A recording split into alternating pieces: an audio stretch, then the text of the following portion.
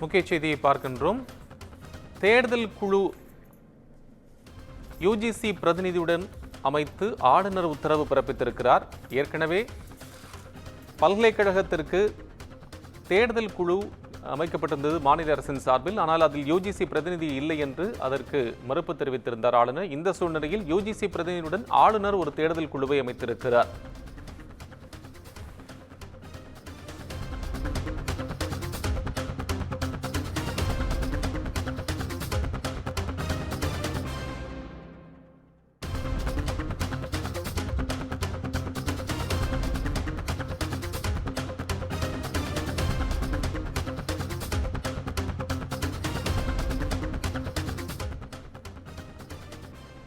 UGC பிரதிநிதியுடன் துணைவேந்தர் தேர்தல் குழுவை அமைத்து ஆளுநர் ஆர் என் ரவி உத்தரவு பிறப்பித்திருக்கிறார். தமிழ்நாட்டில் காலியாக உள்ள 3 பல்கலைக்கழகங்களுக்கு யுஜிசி பிரதிநிதியுடன் தேர்தல் குழுவை அமைத்திருக்கிறார். சேலம் பெரியார் பல்கலைக்கழகம், அண்ணா பல்கலைக்கழகம் மற்றும் திருச்சி பாரதிதாசன் பல்கலைக்கழகத்திற்கு துணைவேந்தர் தேர்தல் குழுவை யுஜிசி பிரதிநிதியுடன் அமைத்திருக்கிறார்.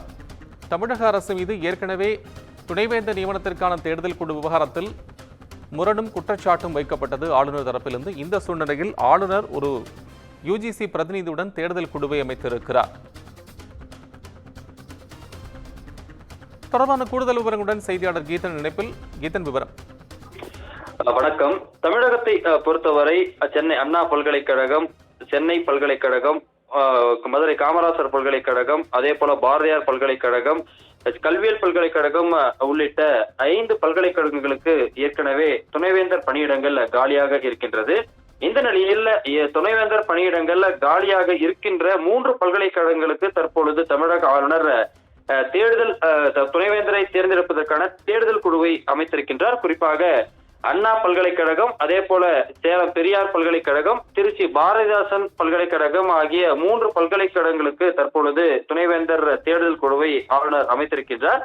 குறிப்பாக ஏற்கனவே காலியாக இருக்கக்கூடிய பல்கலைக்கழகங்களில் தமிழக ஆளுநருக்கும் அரசுக்கும் யுஜிசி பிரதிநிதியை தமிழக துணைவேந்தரை தேர்ந்தெடுப்பதற்கான அந்த தேர்தல் குழுவில் சேர்க்க வேண்டும் என்கின்ற அந்த விஷயத்தில் தான் முரண்பாடு நிலவி வருகின்றது.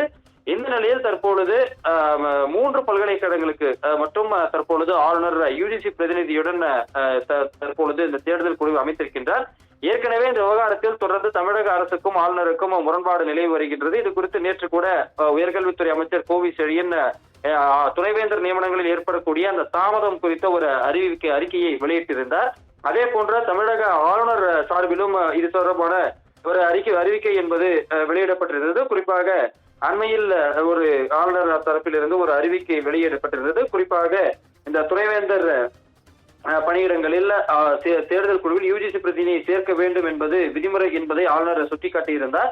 இப்படி தொடர்ந்து இந்த பல்கலைக்கழகங்கள் துணைவேந்தர் நியமனத்தில் முரண்பாடுகள் நிலவி வரக்கூடிய நிலையில் தான் தற்பொழுது ஆளுநர் 3 பல்கலைக்கழகங்களுக்கு தேர்தல் குழுவை அமைத்து உத்தரவிட்டிருக்கின்றார். இந்த தேர்தல் குழுவை பொறுத்தவரை ஆளுநருடைய பிரதிநிதி, அதே போல யுஜிசி நாமினி, அதே போல பல்கலைக்கழக சிண்டிகேட் பிரதிநிதி என்ற 3 பேர் அடங்கிய குழுவை தற்பொழுது ஆளுநர் நியமித்திருக்கின்றார். இந்த விவகாரத்தில் அடுத்த கட்டமாக தமிழக அரசு என்ன நடவடிக்கை எடுக்கப் போகின்றது என்பது குறித்து இனி வரக்கூடிய நாட்களில் தான் தெரிய வரும்.